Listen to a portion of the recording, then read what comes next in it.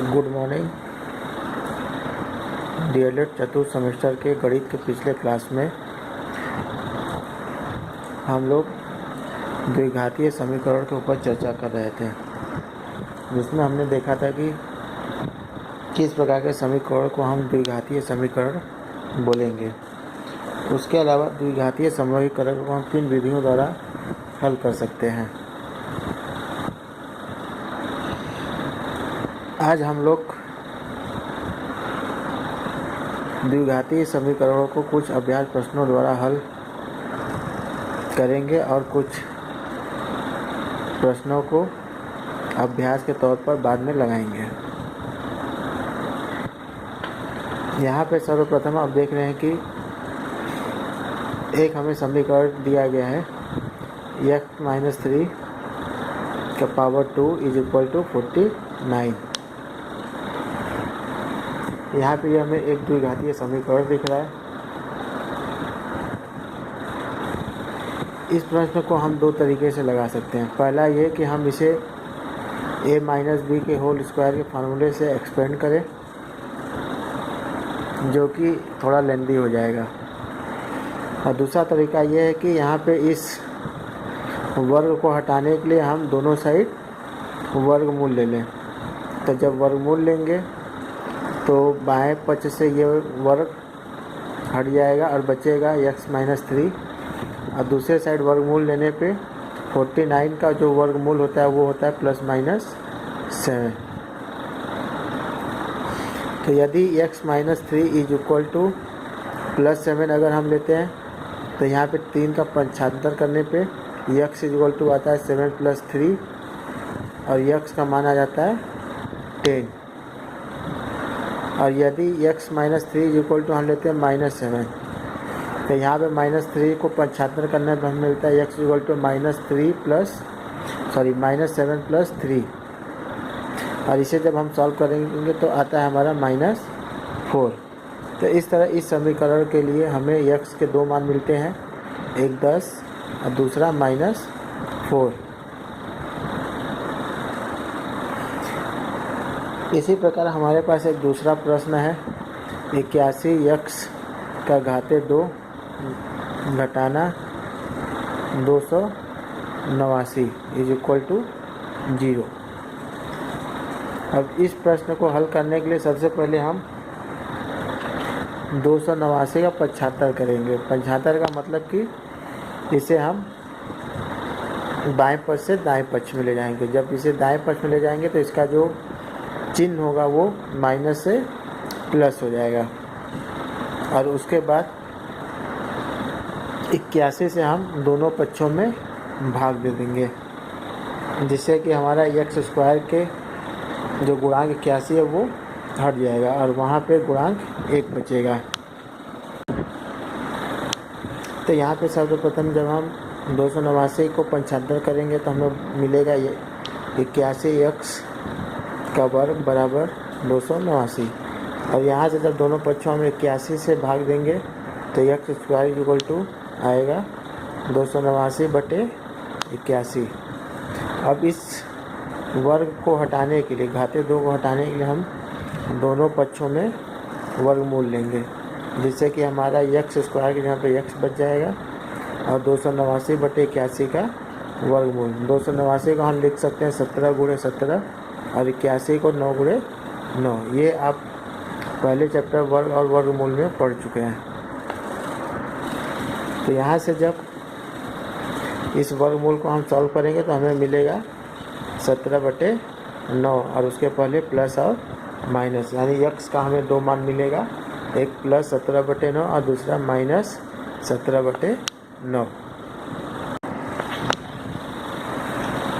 तीसरे सवाल में हमें एक त्रिपदी द्विघातीय समीकरण दिया हुआ है। 3 पदों का समीकरण, पहला पद, दूसरा पद और तीसरा पद। इस समीकरण को हल करने के लिए सबसे पहले हम देखते हैं कि जो हमारा x² का गुणांक है वह 1 है। जब गुणांक 1 रहेगा तब सबसे हमें लास्ट वाला देखना है, जो संख्या लिखी हुई है वो है 14, यानी कि 14। अब जो बीच का पद है यानी कि दूसरा पद, उसे हमें इस प्रकार तोड़ना है कि उनके गुणांकों का जो गुणनफल है वो 14 आ जाए और उनके गुणांकों को जोड़ा जाए तो हमें 9 मिल जाए। तो इसको जब हम तोड़ेंगे तो वो हमें दो संख्याएं दिखती हैं, 7 और 2। जब 7 का 2 में गुणा करते हैं तो हमें 14 मिलता है और 7 में जब 2 को जोड़ते हैं तो 9 मिलता है। तो इस प्रकार बीच के पद को हमको इस प्रकार ब्रेक करना है कि उन संख्याओं को अगर हम गुणा करें तो हमें तीसरा पद मिल जाए और जोड़ने पे दूसरा पद मिल जाए। तो 9 को हम इस प्रकार ब्रेक करेंगे 7 और 2 में। तो इस प्रकार हमें मिलेगा x² + 7x + 2x + 14 = 0। अब यहाँ पे हम देखते हैं कि इन दोनों पदों में हमें x कॉमन मिल रहा है।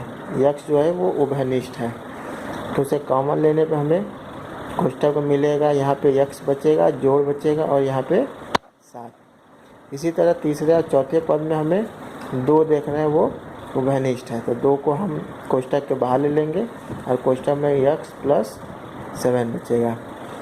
अब इन दोनों पदों में हम देखते हैं कि x + 7 हमें कॉमन मिल रहा है और बचता है यहाँ पे x और यहाँ पे जोड़ 2। अब इन दोनों कोष्ठकों का जो गुणनफल है वो 0 है। 2 कोष्ठकों का गुणनफल तभी 0 आता है जब उन दोनों में से कोई एक कोष्ठक 0 के बराबर हो। तो अगर ये कोष्ठक हमारा 0 के बराबर है तो यहाँ से हमें x = मिलता है -7, और यदि यह कोष्ठक हमारा 0 के बराबर है तो हमें मिलता है x = -2। तो इस प्रकार हमें x के 2 वैल्यू मिलते हैं, -7 और -2। इस विधि का उपयोग हम हमेशा त्रिपद वाले द्विघातीय समीकरण के लिए करते हैं। इसी प्रकार हमारे पास एक दूसरा प्रश्न है जिसमें 3 पद हैं और ये एक द्विघातीय समीकरण है। इस समीकरण में हम देखते हैं कि जो हमारा x² वाला पद है उसका जो कोफिशिएंट यानी गुणांक है वो 2 है। तो ऐसे प्रश्नों में को ब्रेक करने के लिए सबसे पहले हम क्या करते हैं कि जो हमारा तीसरा पद है और पहले पद का जो गुणांक है उनको गुणा करते हैं। तो 2 का गुणा जब 21 में करते हैं तो आता है -42। अब हम बीच वाले पद को इस प्रकार ब्रेक करेंगे कि हमको -42 मिल जाए। तो वो देखते हैं कि वो हमारे 2 पद ब्रेक करने मिलते हैं, 14 और घटाना 3। जब 14 और घटाना 3 को गुणा करते हैं तो वो आता है -42, और इसमें से अगर 14 में से जब 3 घटाते हैं तो आता है 11। तो इस प्रकार के प्रश्नों को हमको इस प्रकार स्प्लिट करना होगा। अब जब हम आगे बढ़ते हैं तो देखते हैं कि इन दोनों पद में हमें 2 और x कॉमन मिल रहा है। तो 2x को हम उभयनिष्ठ है तो उसे कोष्ठक के बाहर ले लेंगे, तो यहाँ बचेगा x और यहाँ पे बचेगा 7। इसी तरह इन दोनों पदों में हम देखते हैं कि माइनस कॉमन है और साथ ही साथ 3, और कोष्ठक बचता है x + 7 और = 0। इन दोनों पदों में देखते हैं x + 7 हमें कॉमन मिला, तो यहाँ बचा 2x और यहाँ बचा -3 = 0। फिर से वही 2 कोष्ठकों का गुणनफल 0 है, तो दोनों में से कोई एक 0 होगा। तो अगर x + 7 0 होता है तो यहाँ से हमें x = -7 मिलता है, और यदि 2x - 3 0 है तो यहाँ से x = मिलता है 3/2।